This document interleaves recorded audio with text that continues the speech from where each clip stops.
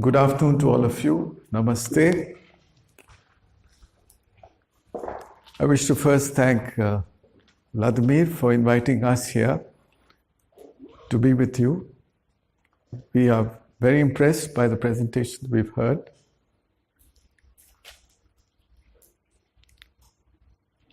It's challenging enough to start a new exploration in a new campus, especially in a place like Auroville, whose very intent is to bring spirituality to the world.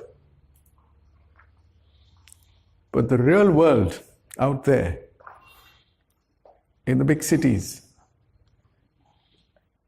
is another arena where this needs to be explored. To give you a little brief background about myself,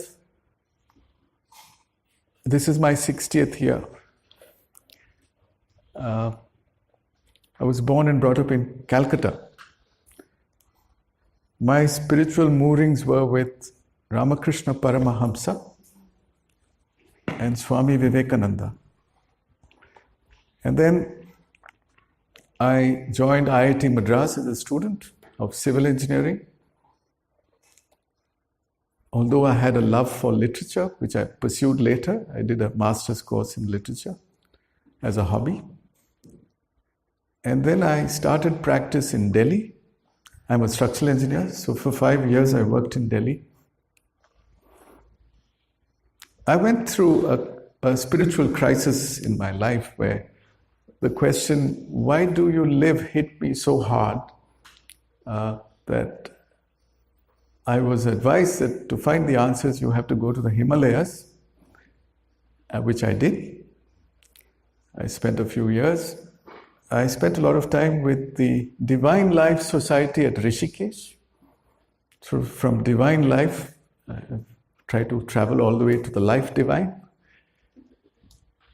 So I was influenced tremendously by the teachings later by Ramana Maharshi, by Jiddu Krishnamurti, and in the last 10 years, Sri Aurobindo and the Mother.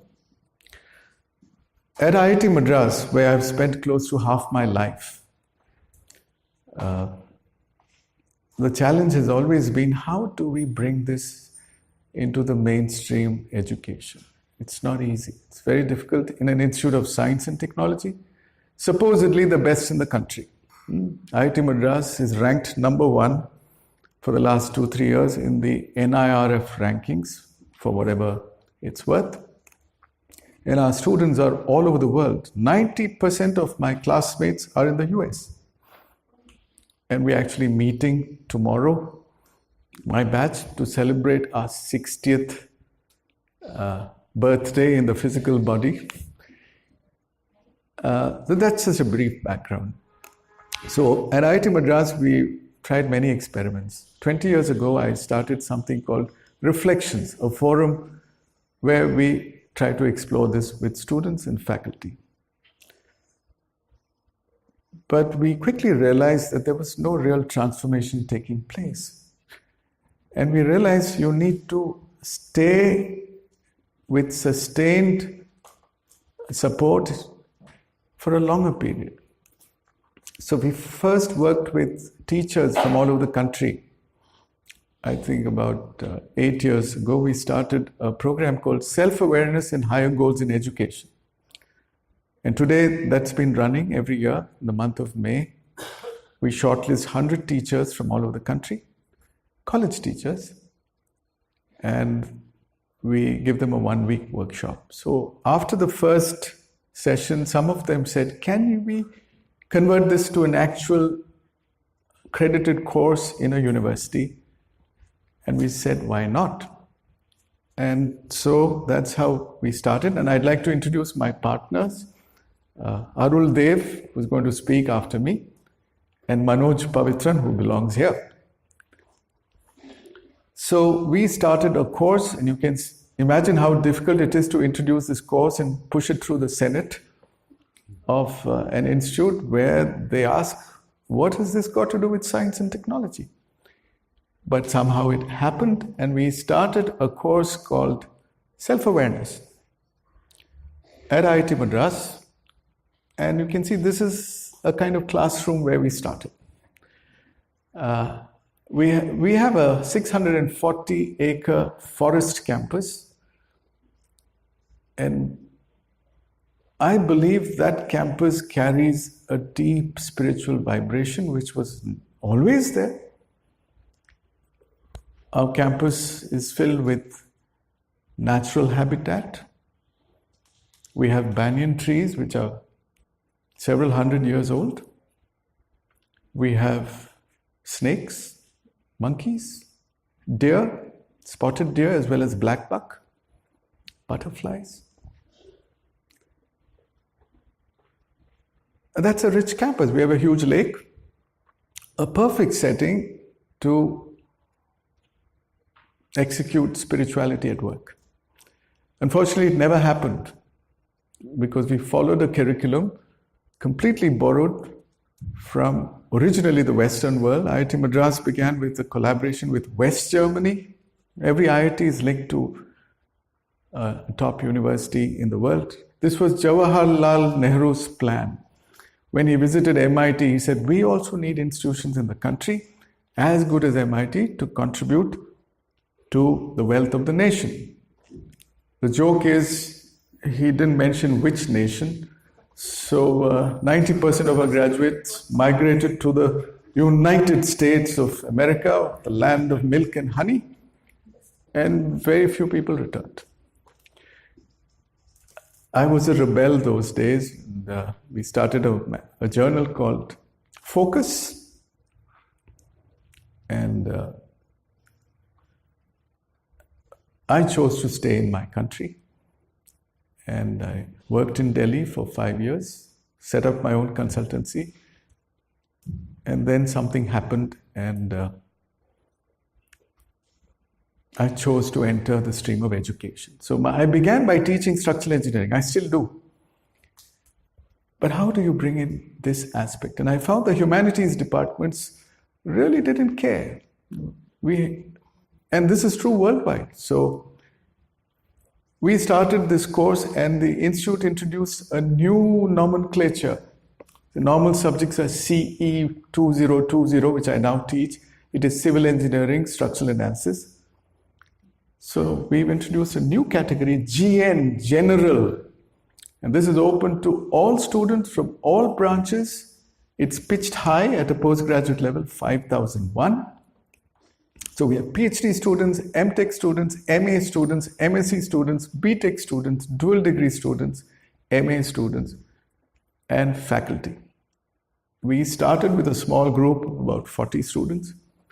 Now we have more than 200 applicants whom we shortlist to 100 or 108 because that's the hall capacity.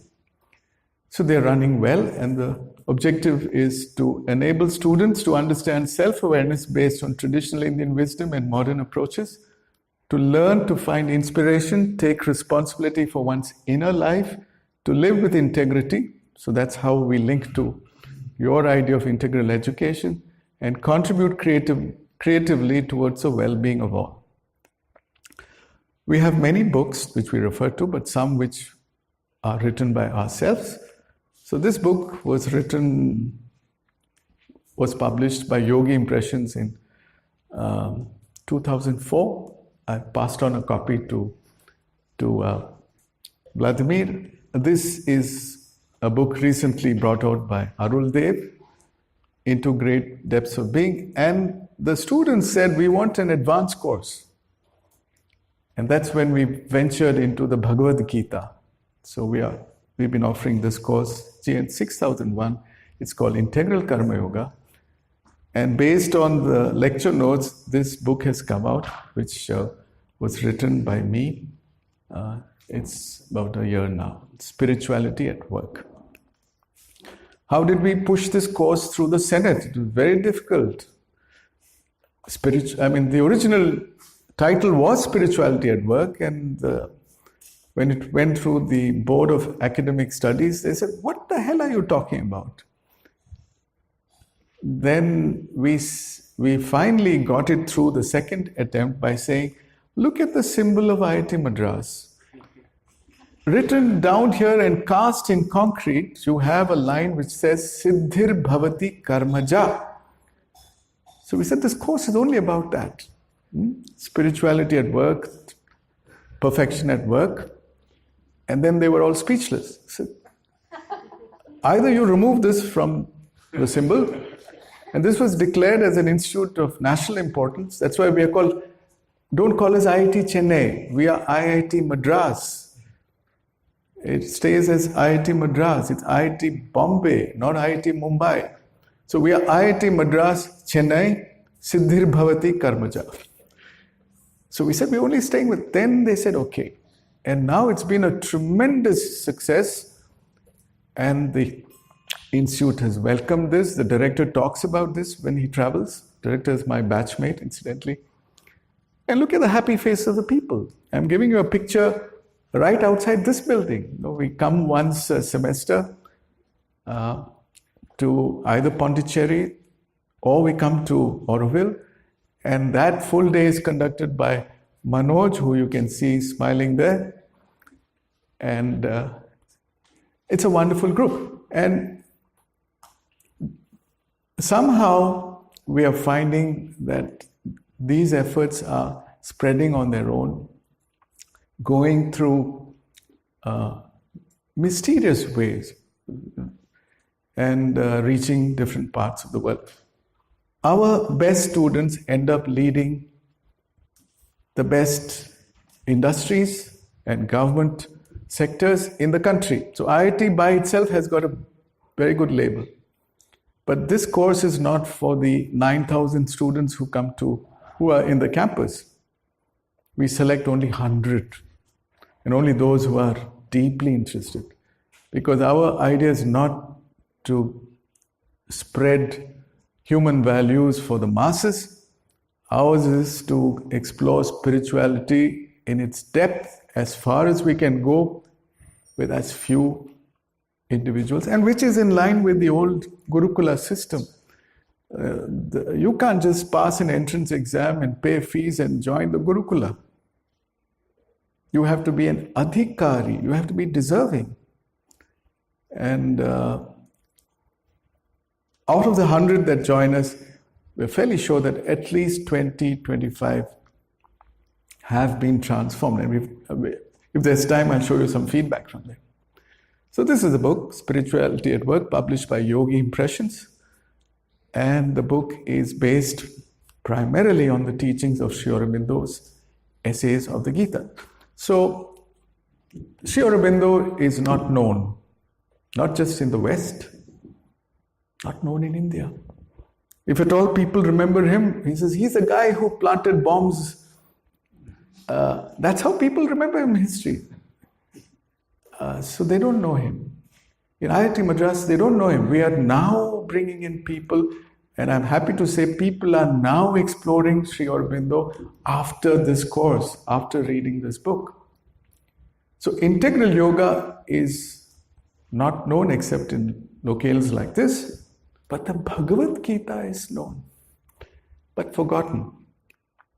And if you take Aurobindo's own evolution, he also started with the Gita.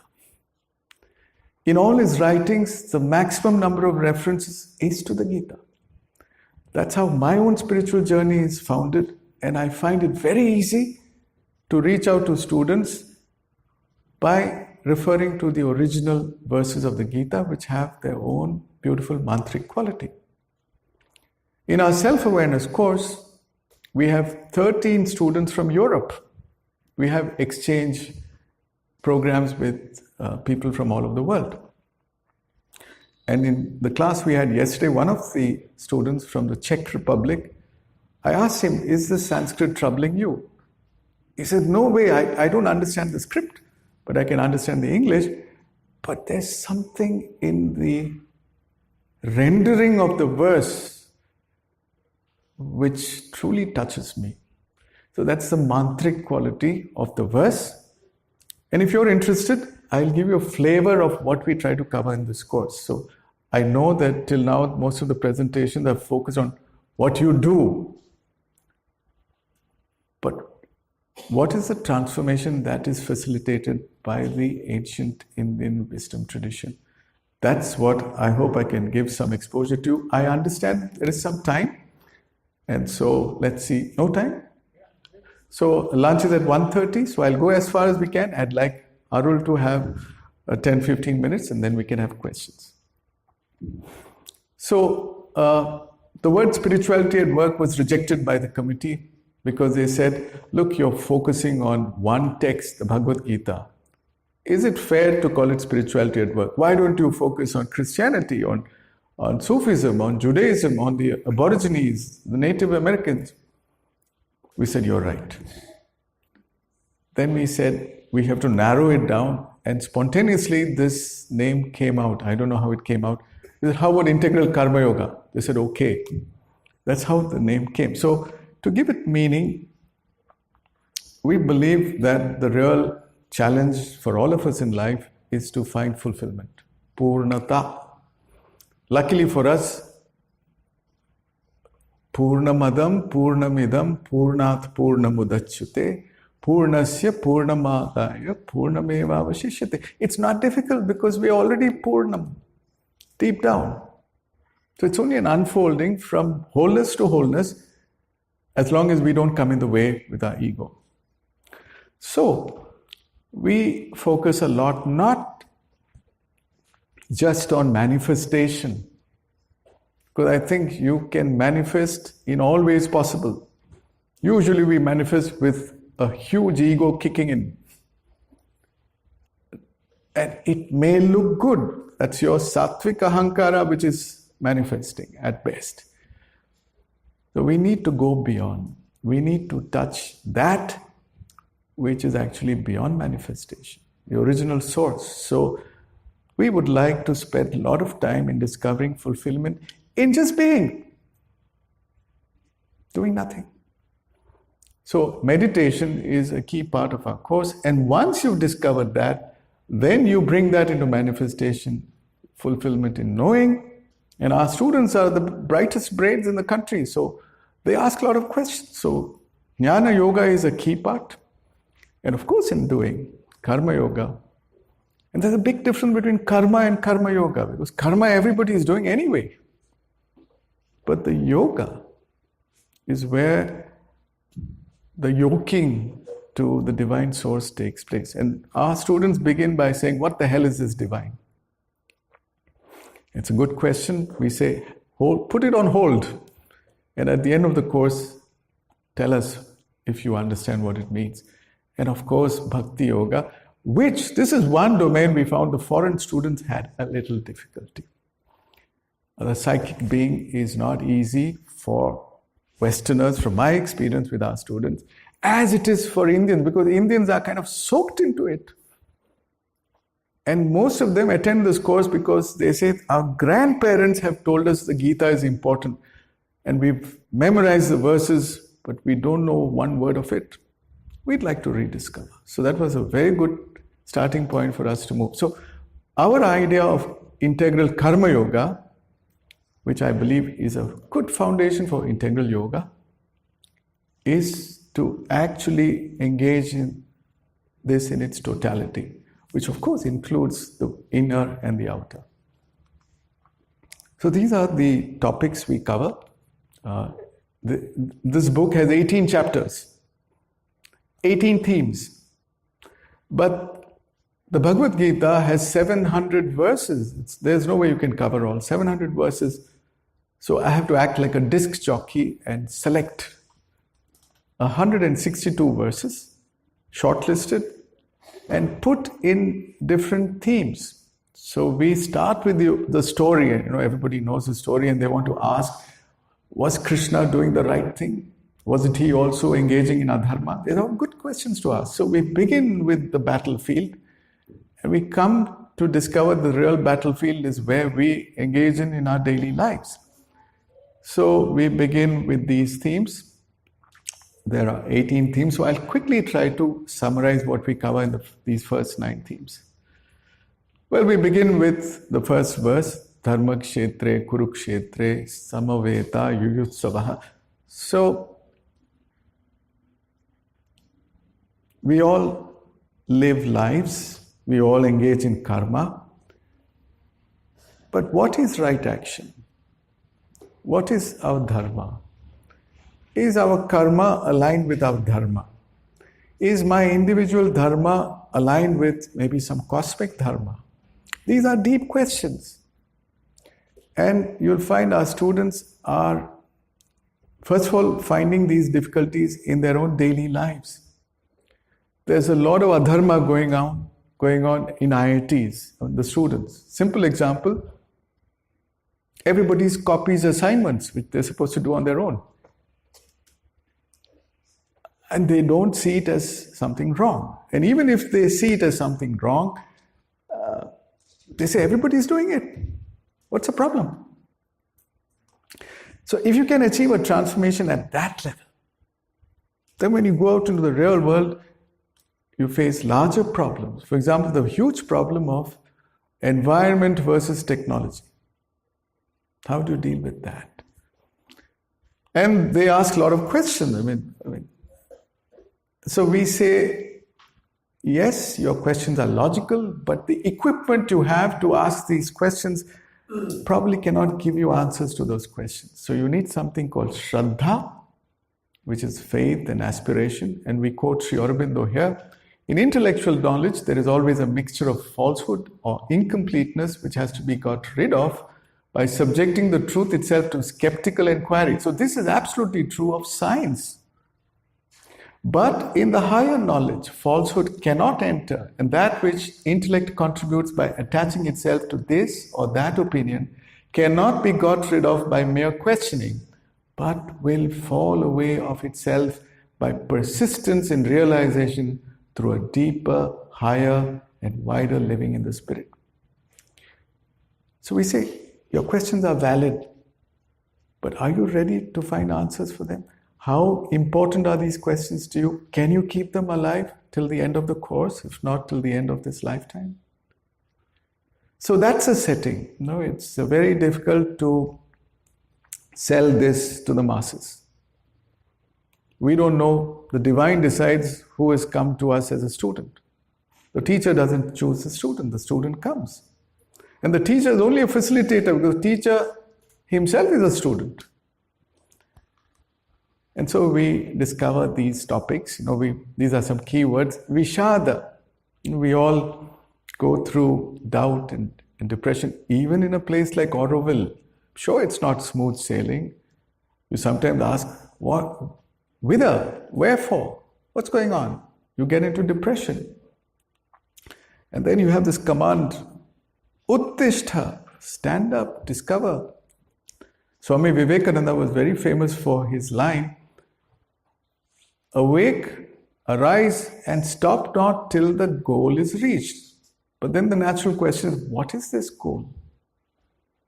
And that's where we bring in a lot of Shanti mantras into our talks. So we say, Asato ma satkamaya, tamaso ma jyotirgamaya, mrityor ma amritam gamaya. So there is an evolutionary goal.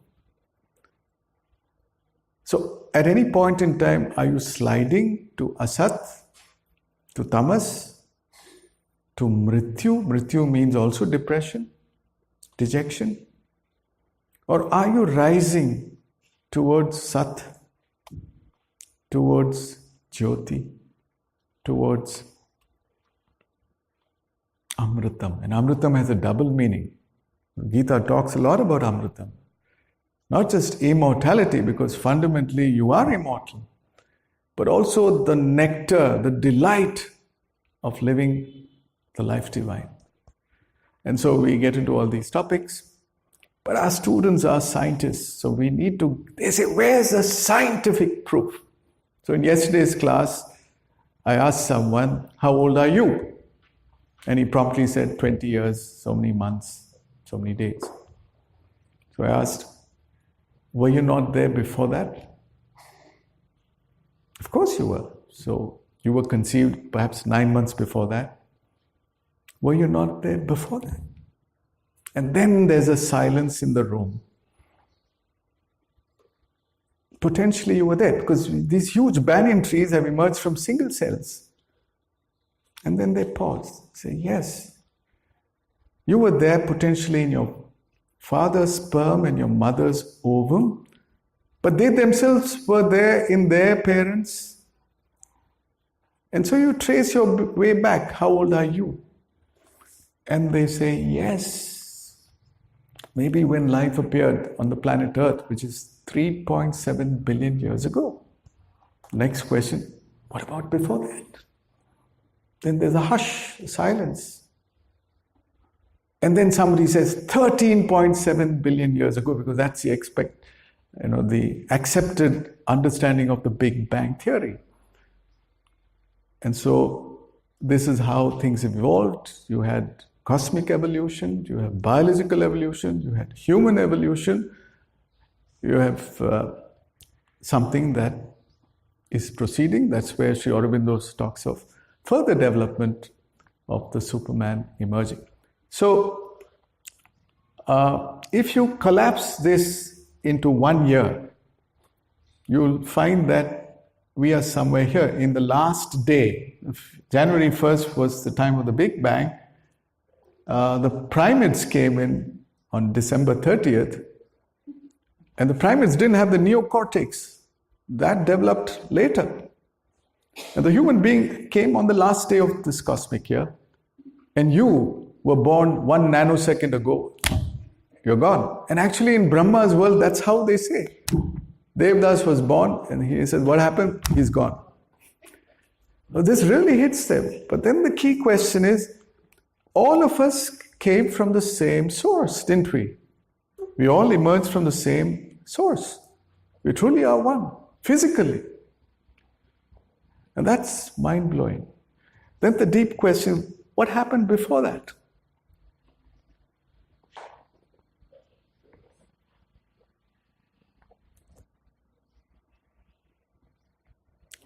So that's a meditation we want to explore with our students. We've not tried it till now. I'm going to try it with this batch. It's the neti meditation. Not this, not this. You let go of everything that you tend to think of, including manifesting education in the world. Let go of everything. Just be with the one source. Right now, almost on a daily basis, I have 2 sittings with students and colleagues, twice a day for at least half an hour, where we practice this. And I must tell you, this is life-changing. You let go of everything that you tend to attach yourself to, because everything that you attach yourself to, including the noble thing of spreading spirituality at work, is all asat.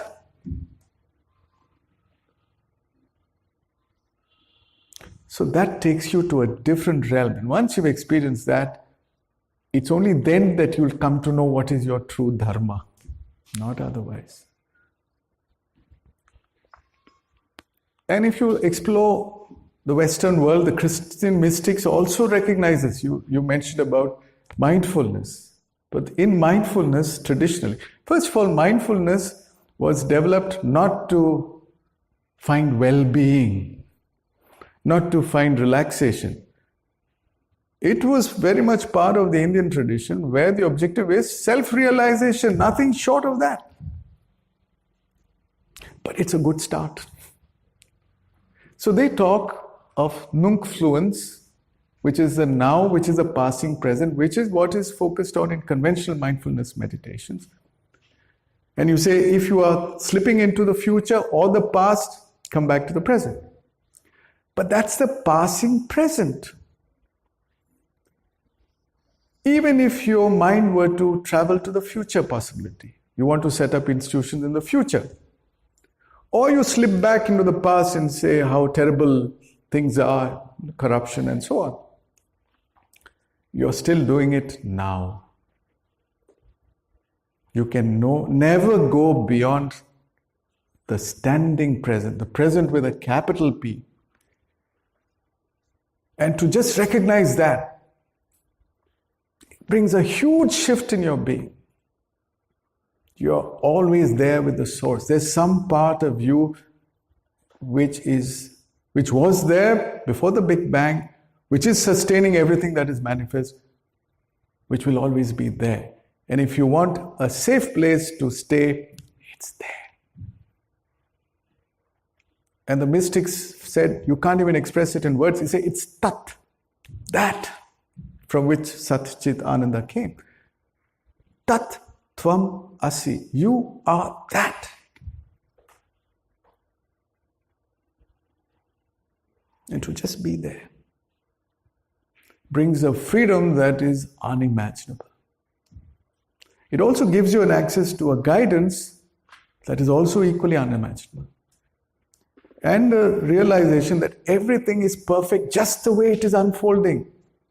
Everything is truly perfect. And what is the individual's role in that unfolding is what leads you to Swadharma. So if we take, Wittgenstein said, if we take eternity to mean not everlasting temporal duration, but a moment without time, then eternal life belongs to those who live in the present. That is the life divine. Identifying the seer with the instruments of seeing is rooted in ignorance, avidya, Patanjali said, and Thoreau. So the West has produced great masters. Thoreau said this, the mass of men and women lead lives of quiet desperation because the best they can do is to touch the passing present, not the standing present, not the nunc stance. Shri Bhagavan Vacha Prajahati Yanakama Sarvan Padmamanugata Atmanye Atmana Kushtan Smita Pragnasta Bhukshati. So in the second chapter, Arjuna asks this deep question. To me, this is one of the most profound verses in the Gita. How do you recognize someone who has that stable equipoise, who is living in the standing present? It's actually a foolish question to ask because he's asking someone who's already standing in that position, the Sthita Pratya, stable wisdom. And the answer given by Krishna, okay, this is the translation I've taken. The book has verses like this. And you have both the Sanskrit and the English translation. When one leaves behind all desires arising from the ego mind, Arjuna. And when do you do that? When you access Tat, nothing short of that. And is content in the self, by the self, then he is said to have stable insight. I'm afraid that this deep wisdom is often missed out even in the most well-intentioned people practicing spirituality. Atman yatho mahi is the instruction given in the Gita. First you access this. First you soak yourself in this. And then engage in the world. Now we are in a hurry to do lots of things. And I'm sorry to say, much of it is ego-driven. True. Often the sattvic ego, but it's nevertheless having the limitation, having the bondage of the ego.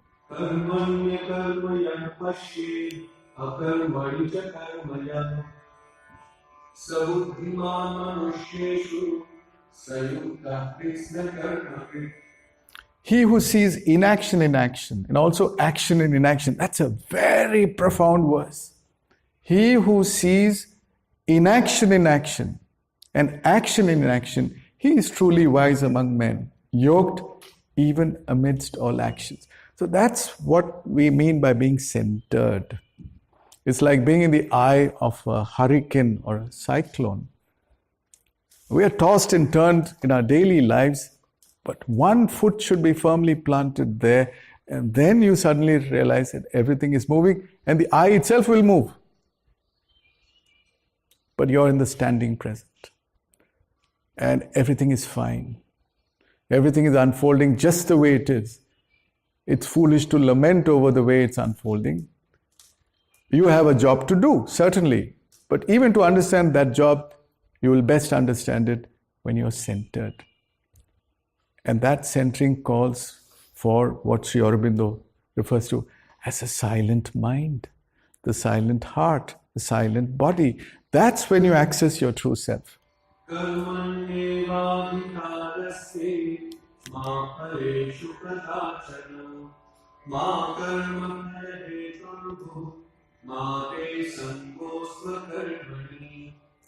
This is a famous verse of the Gita which talks of desireless action, and that's what makes the Gita so impractical for most people. Say, what the hell do you mean by desireless action? Nishkamya karma. How is it possible? Don't we do everything with some fruit in mind?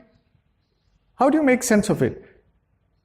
And so people hold the Gita and the verses and memorize these verses, but when it comes to daily living, their lives are far removed from the ideal. So what does this mean? So I try to use a Western model to explain this. Nishkam karma cannot be understood in the normal way we live lives. So let's take Maslow's model of the hierarchy of needs.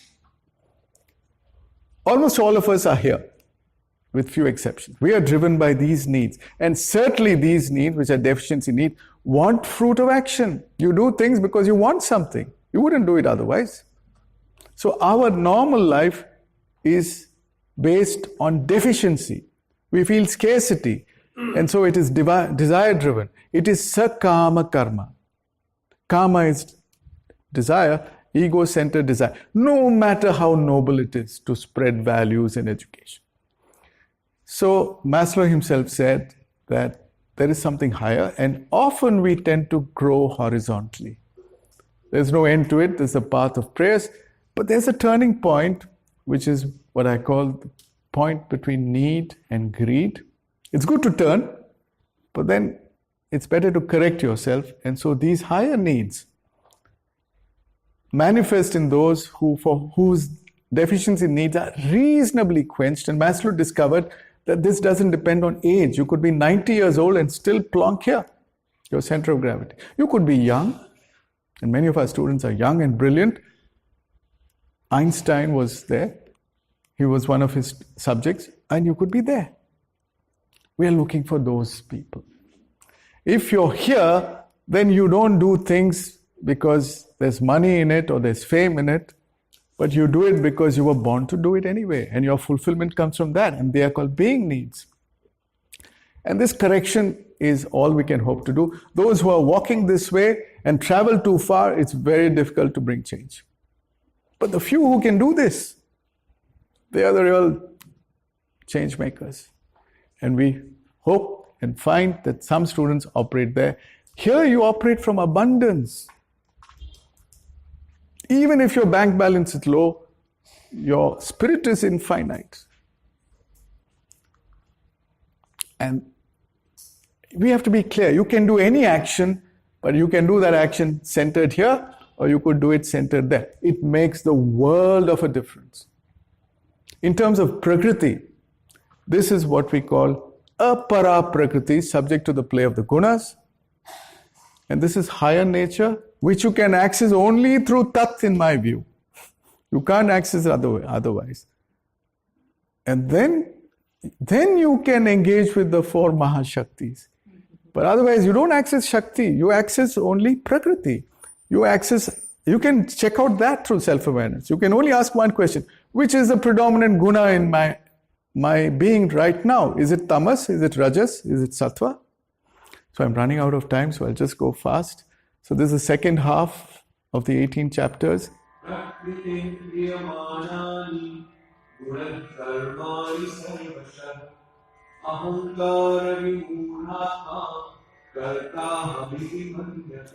This really hits people hard. I did this. I am doing that. Who's doing what? Ahankara vimhudatma kartaham iti manyate. The very thought that I am doing it is the biggest delusion that you can suffer from. Prakriti is doing it. And that separation from Prakriti and Purusha is very important. So this is the outer mask with which we live in the world, and the challenge is to shift inward and go inside. I'll now quickly close, but I want to tell you that we make the students understand the play of the gunas in their own being in 11 aspects which is given in the Gita. Ahara is food.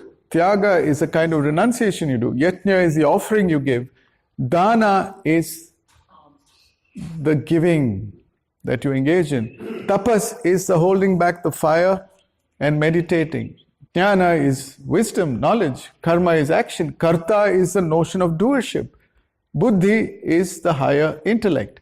Dhriti is the determination with which you engage in action. And sukha, even happiness can be tamasic, rajasic or sattvic. And so they do this study, they assess where they are right now, and they have an assessment. Most of our students admit that they are predominantly rajasic. And there are two things you can do at this stage. Try to make your life as sattvic as possible, but that's not the objective. To transform the gunas, as Sri Aurobindo says, the tamas can be transformed to shama, rajas can be transformed to tapas, and sattva can be transformed to jyoti. Yeah, please. Within karta as the doer. If the doer offers that to the higher spirit, will it be again? No, so that's his sense of karma yoga. The doer is supposed to do that, but how many doers do it? Yeah, but when the doer is doing that, then it becomes sattvic. You will still be falling into it. You will be sattvic. Sattva guna consecrates the fruit of action to the divine. But you still have the notion, I am consecrating. As long as you have that notion, you're still in the lower nature. If it happens spontaneously, then you're a trigunatita, you've gone beyond the guna. I'm just asking. You're right. You're right. If somebody is putting an effort to get the transformation by offering consciously, so the person is moving from one phase to the other. Not yet, because he's still having the notion, I am consecrating. Once that notion drops off, the goal is achieved. Okay, so this is about consecration. Yat karoshi tat kurushva matarpanam. This is the best advice you can get from the divine. Whatever you do, consecrate it to me. The me is Purushottama. So I want to end with this. And I just want to end with a slide. We got a long email from a student who attended our course. And I'll just give you an excerpt of this. It says, I have truly learned a great deal about myself after taking the Integral Karma Yoga course at IIT Madras. A big shift in my attitude has also happened. Now, whenever my routine is disturbed, or I am stuck in unhealthy habits, I'm able to come out of that ignorance quickly. How many of us can say this? I am not easily let down by external challenges and feel more focused and efficient at work. I've also been able to quit unhealthy habits such as addiction to social networking, net surfing. Pornography is a big thing in campuses. 95% of our students are into this, and to nurture healthy ones, getting up early morning, exercising, meditating. All this has brought more energy, enthusiasm, and vitality in my life.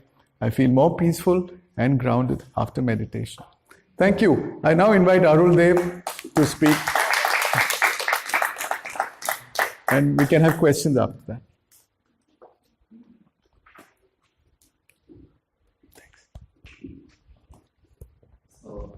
I'll be very brief. You have time till 1:30. Okay.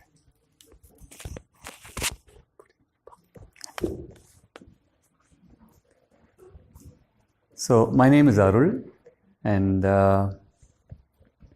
so I have been right out of my college. Something happened, and I got clear on what I wanted to do in my life, and immediately I started my own company and got into training. My exposure to Sri Aurobindo and Mother began in 2008. I came on a normal holiday to Auroville. In fact, it was my wife who said there's a talk happening. We went there. We met an elderly lady called Bhavana, who's no more here. Bhavana was pretty much instrumental for me coming here. She gave me a place in a hut, okay, and she and my wife convinced me that I need to come here every weekend. What was the reason that they were scheming for me to come here was Vladimir and another person called Rod. They were doing a course at that time, I think for a couple of months, and that class was on Saturday. So both the ladies schemed and convinced me that business is not so important and, I should come here. So that's how it started. And then I got friendly with Manoj. So 2008 end is my, association with Sri Aurobindo. Something started fundamentally changing because, in fact, the first book that Bhavna gave was Renaissance in India. Okay.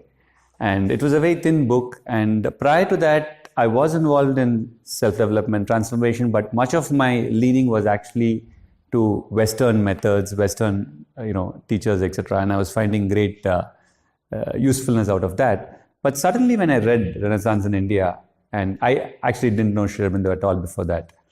I've heard, but I didn't know about him. I was stunned by an individual exploring into what he referred to as a soul of India. Okay, and I've never heard such terms of soul of a nation, soul of a collective. I've never heard.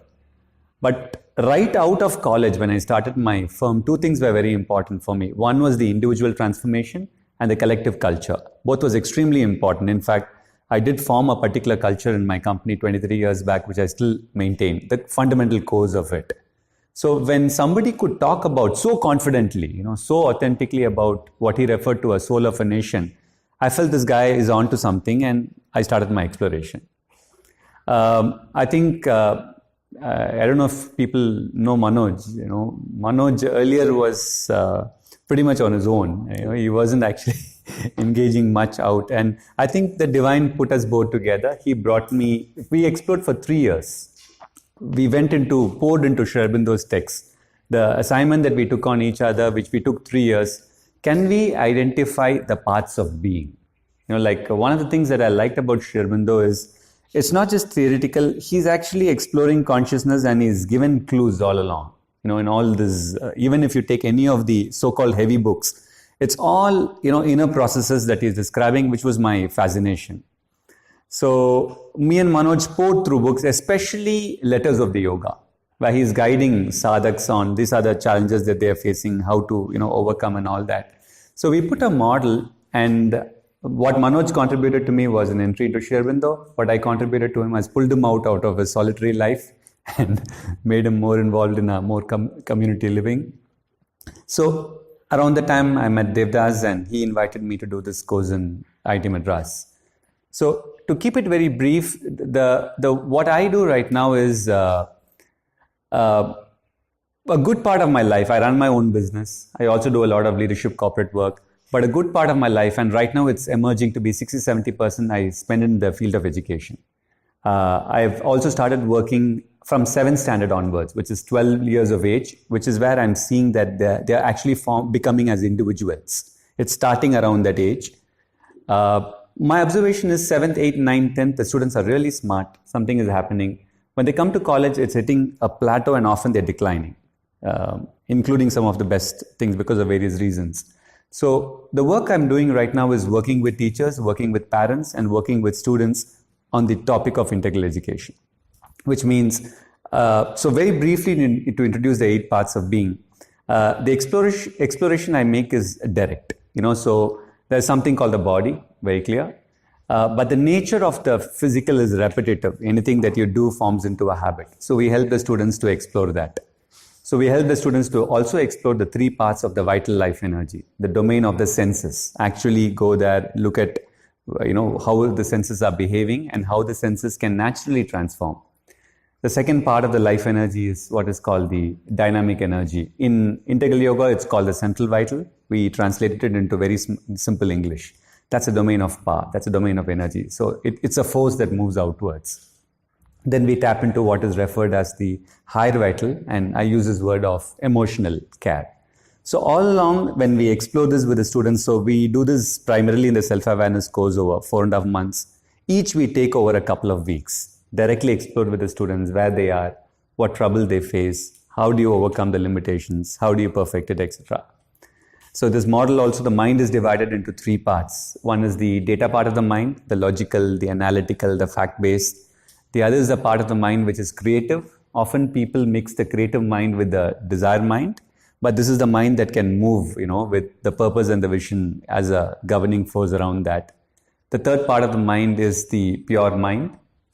which is the mind that can put things together, extract the essence, the concepts, etc. And then there is the deeper self. Okay. So the deeper self we explore in the integral, in my part, I explore in the integral karma yoga. The rest of it is in the self-awareness. So most of my work right now is to help the students or the teachers. The teachers also are getting ready. Most of the work has taken me is into Tamil Nadu, Kerala. The south is where we have, a lot of the response has come. People are getting interested in self-awareness, but a good majority do it theoretical, and a good majority is also learning it to really tap into it at an experiential level where the parts of being wake up, the consciousness wake up. So it's like a movement from half animal, half human, where one is not even clear about one's purpose. The mind is confused. Two, can one come to a point where the mind is getting clearer? The parts of the vital and the physical come to a point where they are well functioning, but in its healthy domains, and perhaps at a further level where one can directly get in touch with one's soul, its nature, its agenda, etc., and move forward.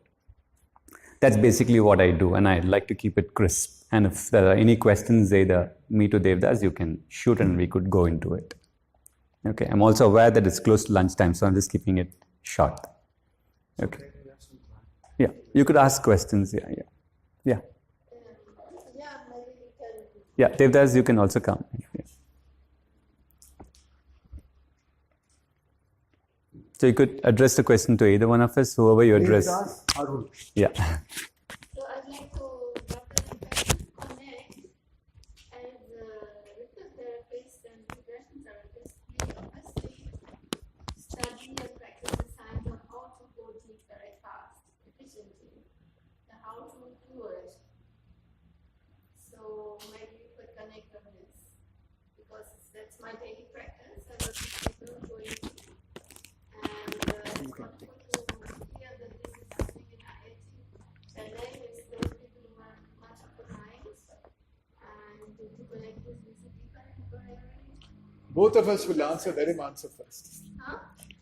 Devdas says both of us will answer. Maybe I'll answer first and then he'll answer next. Okay. So your question is, how can we help people to go a little bit deeper, and what process we take? Okay.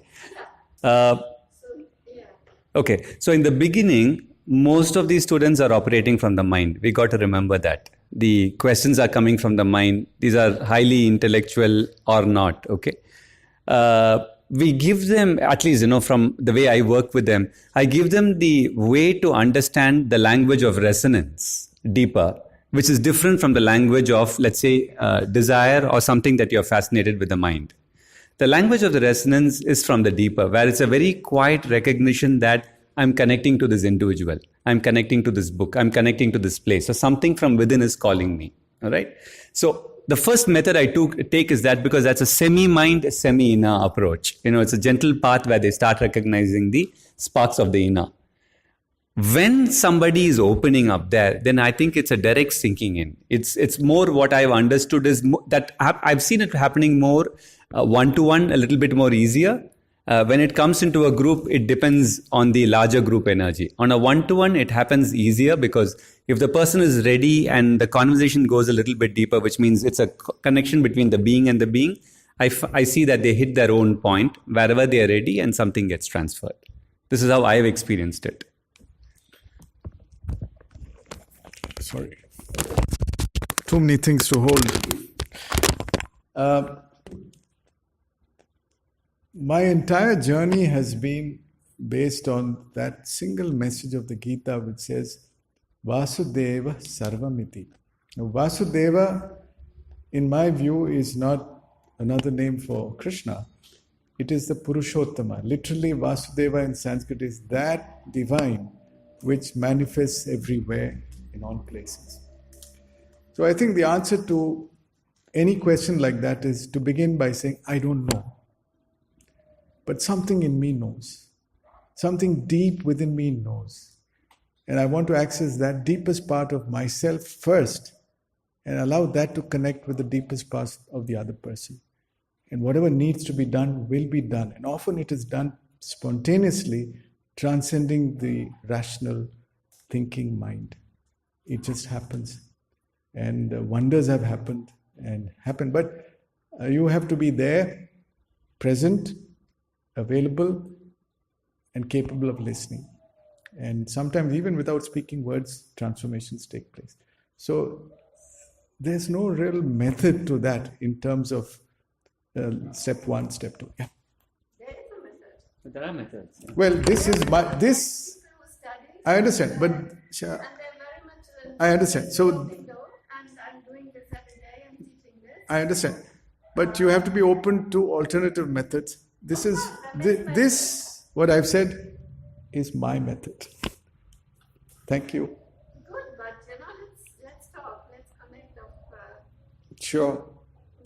what is possible. But you have to come with a live problem and then we'll talk. Then only it's palpable. Then only you'll see what's happening. And let me tell you, people who have experienced this state of being, suddenly you'll realize there's actually no problem. The shadow parts of our being are real, but they are shadow, they are not real in that sense. And they can be purified. But there's one part deep down within us which is totally uncontaminated, untouched, problem-free, doesn't want anything, is complete, it's perfect. I think if you access that, you get everything. You get the guidance needed to even deal with that on the surface part. So you have an option. Either you operate from the surface and try to attempt to go in, or you stay rooted in the deepest core of yourself and let that express itself in a live way, in a living context. That's a method, broadly speaking. So we can talk, sure. But unless we have a live situation where you see a live transformation happening, there are students who come to our classes who say, we just want to be there just to be inspired. So that is, why do students just come and sit in the class? So we have to create that ambience where something unfolds beautifully and with no expectations, with no demands, with no obsession to solve anything. So there is a method in this also, but it's a slightly different method, shall I put it that way? So it's unstructured, it's not structured, but it works. It really works. Any other questions? I was wondering about your selection process, the 100 that make it through, let's say. And what about the other 900, let's say? And how we can, because I understand that in a child's life, there are layers that take over from the inner presence, which is present in children and babies. So they are also already confused sometimes. Maybe not for a very deep yoga, which your program also will not guarantee. Because let's face it, we are all busy in a lifetime to even touch a small part of it. But there must be something we could do for those. But I understand practically it's too difficult, right? You need to have a core group because otherwise they have to want it, right? But the other 900 don't know. They don't really speak out. It's 9,000. We have 9,000 students. That's a large number. Yes. Nimitta matra bhava savyasachan. Just do that. Just be an instrument to facilitate that. And the other thing is really not in your individual hands. We can help one another. That's okay. Thank you, Vladimir. I think it's been a long day. Thank you very much.